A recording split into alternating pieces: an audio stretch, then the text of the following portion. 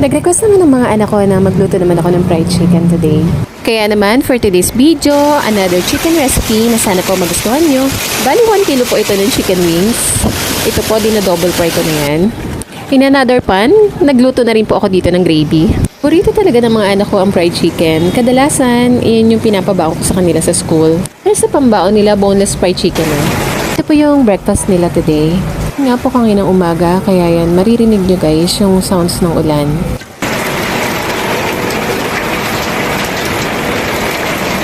Wala kang pasok, maaga ako nagigising, kaya heto at nakaluto na po ako dito ng kanilang request. Ganda rin talaga sa fried chicken, double fry. Bukod sa super crispy nito guys, sabi ng mga anak ko, Mami, sobrang sarap ng fried chicken mo. Lasang pengi pa. Thank you guys for watching.